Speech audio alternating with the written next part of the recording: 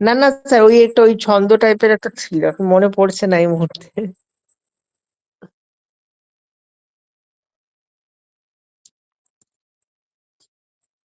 তাও স্যার মোটামুটি হয়েছে। হ্যাঁ, না না, ঠিক আছে, খুব ভালো হয়েছে। আচ্ছা, বলতে পারবেন নদিয়ায় রাজবংশের প্রতিষ্ঠাতা কে ছিল? নদিয়ার রাজা কে ছিল বলতে পারবেন? না স্যার, আমি আমাদেরটা জানি, আচ্ছা, নদীয়াটা ঠিক জানি আছে, না। ঠিক আছে, দরকার নেই। এই যে নীল বিদ্রোহের দুজন নেতার নাম বলতে পারবেন? নির্বিদ্রোহের নেতা স্যার, সে তো নাম জানাই ছিল। হ্যাঁ, উম আমিও জানি আপনার জানা আছে। কিন্তু কেন যে মনে আসছে না এখন। তিতুমির। না না, তিতুমির তো সাঁওতাল বিদ্রোহে ছিল। সরি। হচ্ছে বিষ্ণুচরণ বিশ্বাস আর দিগম্বর বিশ্বাস। হ্যাঁ, দিগম্বর বিশ্বাসটা জানা ছিল। আচ্ছা, আচ্ছা, এই যে নীল, এই নীল চাষ, নীল চাষের ম্যাটারটা কি? নীল দিয়ে কি হতো? গভর্নমেন্ট কি করাতো যার জন্য নীল চাষের লোককে বাধ্য করেছিল? এটা একটু বলতে পারবেন? নীল চাষটা কেন ওই করাতো? নীল চাষের মাধ্যমে, মানে স্যার তো জানা ছিল, ওই নীল চাষটা চাষিদের জোর করে করাতো এবং প্রচুর পরিমাণে কর নেওয়া হ্যাঁ, হতো। কেনই বা করাতো এরকম ব্যাপারটা?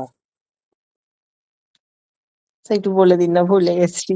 এই যে মনে ছিল নীল, এগুলো, নীল কিন্তু ভুলে আমরা যে গেছি। উজালা ব্যবহার করি না, হ্যাঁ হ্যাঁ, ওইটা তো কাপড়ে দেওয়ার। সেটার অরিজিনই হচ্ছে নীল বিদ্রোহ। হুম। সে অরিজিনই, কেননা বিদেশের মাটিতে এই মালটা উৎপাদন হয় না ঠিকঠাক, তারা র মেটেরিয়াল আমাদের এখান থেকে নিয়ে নেয়।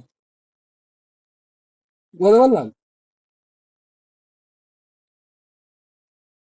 আচ্ছা, এই হ্যাঁ যে স্যার। রায় গুণকর ভারত, রায় গুণ ভরতচন্দ্র রায় গুণকর বা রায় গুণকর ভরতচন্দ্র, এই ভদ্রলোক কোন সময়ের সভাকবি ছিলেন বলেন তো? কোন রাজার সভাকবি ছিলেন? রায় গুণকর ভরতচন্দ্র। আর কোন কাব্যের রচয়িতা? এটা একটু বলতে পারবেন? এগুলো সব একদম জানা, কিন্তু না একদম। চর্চা করে সব ভুলে গেছে স্যার। আরে দ্বিতীয় চন্দ্রগুপ্ত চর্চা, মৌর্য। না, এটা হচ্ছে কৃষ্ণচন্দ্রের সহকবি ছিলেন, আর অন্ধনা মঙ্গল ছিল ওনার রচয়িতা বা রচনা। হ্যাঁ, অন্যতম। আচ্ছা, রেউর গ্রাম, রেউর গ্রাম, তার এখন নতুন নাম কি বলতে পারবেন?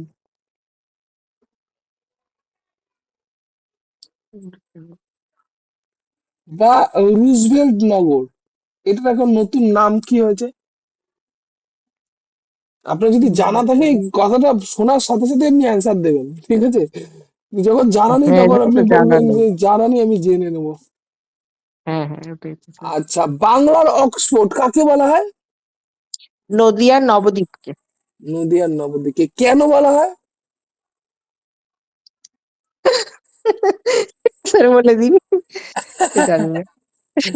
না, সারা পৃথিবীর লোক নদিয়ার নবদ্বীপে সংস্কৃত শিখতে আসতো, সংস্কৃত এবং সংস্কৃতি। আচ্ছা। এর জন্য দেখবেন যে বেশি পরিমাণে বেশি দেখা যায় এই নদিয়ায়, এই যে কৃষ্ণ নাম সংকীর্তন বা হ্যাঁ হ্যাঁ, বেশি ধর্ম, ভক্তের আগমন ধর্ম ঠিক। বেশি হুম। ভক্ত, মানে অতিভক্তি বেশি চোরের ভক্তের লক্ষণ কৃষ্ণ। বলে না, যে অতিভক্তি চোরের লক্ষণ। আমরা সেই গ্রামের বাসিন্দা, বুঝলেন তো? আমাদের দেখবেন একটা উত্তরবঙ্গ একটা থেকে জিনিস যে লক্ষ্য ট্রেন করে, যায়, হ্যাঁ, এখানে ওই ওই যে আপনি দেখবেন যে অষ্টম প্রহর, এই প্রহর ওই প্রহর এইসব নদিয়া জেলায় প্রচুর, মানে খুব হয় হ্যাঁ।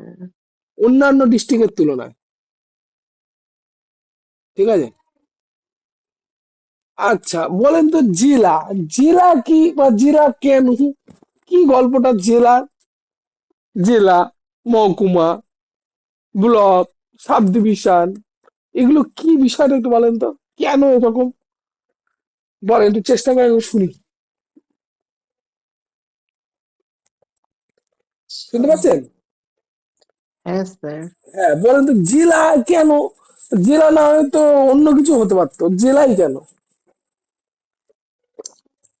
জেলা স্যার এই কারণেই, কারণ আহ, জেলা হলো প্রত্যেকটি ব্লকের মূল কেন্দ্রবিন্দু, অর্থাৎ একটি জেলাকে কেন্দ্র করে সমস্ত ব্লকগুলি পরিচালিত হয়। অর্থাৎ উল্টো জেলার বলেন কেন, ডিআই হলেন। উল্টো বলেন কেন, উল্টো বলেন কেন? একটা রাজ্যকে জেলায় ডিভাইড করে দেওয়া আছে, উল্টো বলছেন তো? হ্যাঁ, হ্যাঁ, ব্লক হ্যাঁ। থেকে জেলাকে দেখাচ্ছেন কেন? বুঝতে পারলাম। আপনি ব্লক হ্যাঁ, থেকে বুঝতে কেন পেরেছি। জেলাকে দেখাচ্ছেন? আপনি রাজ্য থেকে জেলাকে দেখান। বা যদি আচ্ছা, বলি আচ্ছা, বুঝতে পশ্চিমবঙ্গ, পেরেছি। পশ্চিমবঙ্গ আপনি কি নদিয়া থেকে দেখাবেন? পশ্চিমবঙ্গ তো দেখাবেন না, না, না ভারতের স্যার। মধ্যে পশ্চিমবঙ্গ, এইভাবে বলবেন। হ্যাঁ, বুঝতে পারলাম। পশ্চিমবঙ্গে।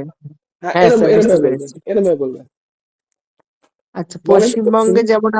পশ্চিমবঙ্গে যেমন রয়েছে আমাদের 23টি জেলা। এই 23টি জেলা হচ্ছে পশ্চিমবঙ্গ আমাদের রাজ্যের অধীনে। হুম। এবার এই 23টি জেলার যে এই রয়েছে, পশ্চিমবঙ্গটা জেলা দিয়ে ডিভাইড করা কেন? কেন জেলা দিয়ে ডিভাইড করা? কারণ কি? পশ্চিমবঙ্গটাকে জেলা দিয়ে ডিভাইড করার কারণ হলো, পশ্চিমবঙ্গ যেহেতু স্যার বিভিন্ন জেলা মিলে একটি রাজ্য, সেই কারণেই এটিকে ডিভাইড করা হচ্ছে। কারণ না, এটি একটি এইটা স্বতন্ত্র। এইটাই বলি, এই যে জেলা দিয়ে না, এইটার কারণটা হচ্ছে একটাই, সেটা হচ্ছে গভর্নমেন্টের ট্যাক্সটা যাতে কালেক্ট ঠিক মতো করা যায়। যে যে ও আচ্ছা, যাকে এটা। আমরা বলি না ডিস্ট্রিক্ট ম্যাজিস্ট্রেট, আচ্ছা, সে আচ্ছা, হ্যাঁ, অ্যাকচুয়াল কি, সে অ্যাকচুয়াল ট্যাক্স কালেক্টর। হ্যাঁ। ঠিক আছে? যাতে জেলা থেকে খাজনাটা ঠিকঠাক কালেকশন করা যায়, তার জন্য জেলায় ডিভাইড করে দিয়েছে। জেলাটাকেও ডিভাইড করেছে সাব ডিভিশনে, সাব ডিভিশন সাব ডিভিশনটাকেও ব্লকে করেছে। নিশ্চয়ই দেখেছেন তো, যে প্রথমে জেলা আসে, স্যার, মানে প্রথমে স্যার, ডিস্ট্রিক্ট আসে, স্যার, একটা তারপর কথা সাব আমার মনে ডিভিশন, পড়লো, একটু জিজ্ঞাসা তারপরে করবো। আসে। হ্যাঁ, বলেন বলেন। স্যার, পড়াশোনার বাইরে একটা বিষয় ভুলে যাবো যদি। হ্যাঁ, স্যার, বাইরে আমি আমি না তো বাইরেরই লোক। না, না, আমার আমি না স্যার যুব সাথীর ফর্মটা ফিল আপ করে দিয়েছি, কিছু হবে তো আবার পরে? আর টাকাই টাকা, আপনার টাকা রাখবে ব্যাংক, রাখতে পারবেন আপনার টাকা এমন। পরে অনেকে করছে না, তো ওই জন্য আমি ভাবলাম, তো আমি তো করে দিয়েছি। আরে এখানে আমাদের এই গভর্নমেন্টের ক্ষেত্রে কোনো প্রকল্প পাচ্ছে না, আমরা সেই বাড়িটা খোঁজ করছি আমাদের এখন বর্তমান যা গভর্নমেন্টের অবস্থা। তাহলে সুতরাং সেটাই তো স্যার, গভর্নমেন্টের চাকরি বক্তব্য বাকরি কি হচ্ছে হবে না হবে তো যে এখন পশ্চিমবঙ্গের সুযোগটা যদি পাওয়া কোনো গেছে। একটা জায়গার কোনো একটা পরিবারের লোক হও আর গভর্নমেন্টের একটা প্রকল্প পাও না, এরকম হতে পারে না। না এরকম স্যার, সম্ভব না। তাহলে আমি কৃষক বন্ধু পাই, কিন্তু তবুও ভাবলাম করে দিই, যদি হয় হবে, না হবে না হবে। আরে কৃষক বন্ধু মানে কি আপনার জমিও আছে? না স্যার, আমার জমি নেই, মানে আমার বাবার জমি ছিল, তো ওই প্রকল্পটা নেওয়ার জন্যই আমাকে একটু দশ হ্যাঁ, সে কাঠা তো বাবা দিয়েছে। পায়, সে তো বাবা পায়। না, না, না আমিও পাই, আপনিও পান? আমাকে দিয়েছিল দুজনেই ওই পান? টাকাটা দুজনেই পান? নেবার জন্য। হ্যাঁ, টাকাটা নেওয়ার জন্য আপনার বাবাও নামে পায়। 10 কাঠা রেজিস্ট্রি করে দিয়েছে। হ্যাঁ, হ্যাঁ, হ্যাঁ, হ্যাঁ, বাবার আরে নামেই ছিল। স্যার, আর কিছু না থাক, 10 কাঠা জমি তো আছে আপনার পৃথিবীর বুকে, আবার কি? স্যার, ওটা দিয়ে হ্যাঁ, কি হবে? আরে বাবা, সম্পত্তি দিয়ে গেল আপনাকে, নেন, করে কামে খান। আপনি তো চাষও করতে পারবেন না, কি অবস্থা! না স্যার, ওগুলো আমার দ্বারা হবে না।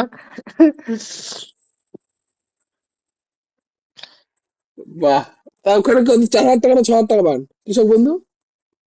চার, 2-4 হাজার টাকা। 2-4 হাজার টাকা, 5 কাঠায় 1,000 টাকা নাকি? এই 5 কাঠায় 2,000 টাকা।